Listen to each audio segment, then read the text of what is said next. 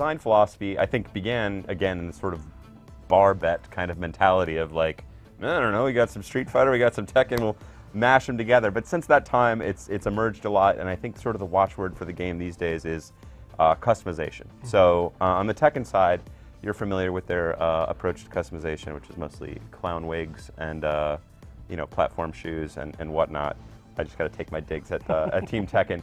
So of course we'll have some customization in the character looks and that kind of thing. So we're meeting the Tekken guys a little bit of the way, maybe not quite halfway there. But what we were most excited about is character customization, and this went back to a conversation I had with Ono-san at least 2.5 years ago, before the start of this project even.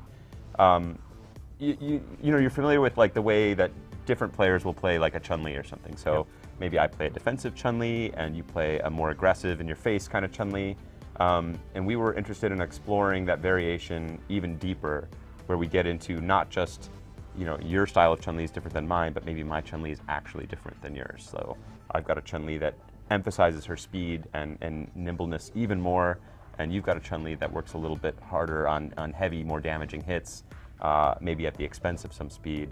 And that's an exciting idea to me. So it started off as a very sort of core player conceit, like what can we do for the hardcore guys that's going to really be some tweaker, sort of like very sort of laser fine kind of adjustments we can make. And then we realized this customization actually opens up a lot of different possibilities as far as like introducing new players into the game, giving them sort of what we like to call a helping hand into the world of fighting, which hopefully will both expand the community as well as, and we'll talk about some of the balance concerns that the hardcore guys, who are my people, will have, and why I'm not particularly worried about any of that, and why they shouldn't be either. How does the community feel now, and maybe a bit of an overview of the evolution of the gem system and why it's important to be added? So the gem system, again, is sort of the backbone of what we're approaching, the way it's been approached as far as customization goes. It's these sort of attributes. So it's sort of split into two categories. You've got the assist gems, which are active sort of continuously throughout the round, and boost gems, which are active only when you hit a certain set of conditions. So some of those conditions are sort of easy to hit, like hit somebody with 3 normal moves. That'll happen in the course of a round, so you can predict that gem will be active. Other gems have much more difficult activation conditions, like hit somebody with 5 special moves. Not impossible for sure, but maybe difficult, especially depending on the character, right? So those have a comparatively higher reward, but also more challenging activation conditions.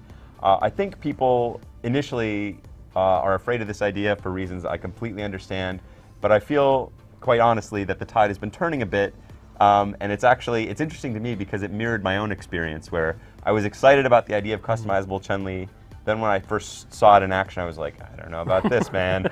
And then as I got to play it more and got to experiment with it, your curiosity sort of starts to take over. And if you're like me, one of the reasons I like playing fighting games is to make other people feel bad about themselves, or to beat the system. Is to try and get in there and be like, I've got this clever system that'll give me basically infinite meter if I can land this one combo, so I can keep this going, and nobody's ever thought of this. And it gives you that kind of, that kind of tweaker mentality is very much like all my buttons are being pushed by the gem system in that way. So I think we definitely made a mistake on our side by talking about the gems in a very sort of brief way without letting people actually get a hands-on. So we try and get our games into the hands of consumers. That's part of the reason I'm here with you, is to try and get your hands on, and then also the consumers. But once people, I think, get an understanding of how these gems work, that's going to be exciting. And then the other thing, and Ono-san and I have been talking about this as well, to consider about the gems is it's just a tool, right? So you can give me, I'm a horrible golfer, for instance. I go golfing every 2 or 3 years, just enough to remind myself, boy, I'm really bad at this game. I don't want to have people play it. You could give me Tiger Woods' set of clubs, all of the balls he plays with, his golf club, whatever, and send me out on the course, and maybe that's a helpful thing for me, but probably not. It's not going to really make me that much better. So you can give a poor player the best gems in the world, or what somebody might think is the best setup for gems. They're not going to really get any. They're not going to get any wins as a result of their gems. You could give an experienced player random characters and random gems, and they'll still beat a new player with the best gems and strong characters every time. So it's just a little tool. You still got to find ways to actually activate the gems.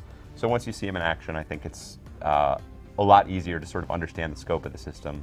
And hopefully also, it will start to seem like spokes on a wheel rather than, it's easy to look at it from the outside and go, assist gems, boost gems, onslaught, iron wall, power up, attack.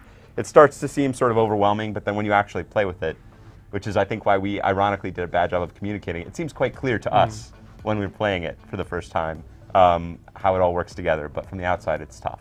So hopefully we can get to a little of that. What about the high end? Do you see people going with the certainty of gems that they know they can activate versus the risk reward, or do you see them moving down the path of those conditional ones where maybe it'll be that flourish at the end and the finish that, you know, Evo moment? Yes, no, it's one of those. So this is actually a really exciting question for me because I found that you can actually get to the point where there are certain combos I can do that won't do as much damage but involve a couple more special moves that allow me to activate then one of maybe a level 3 gem or something like that.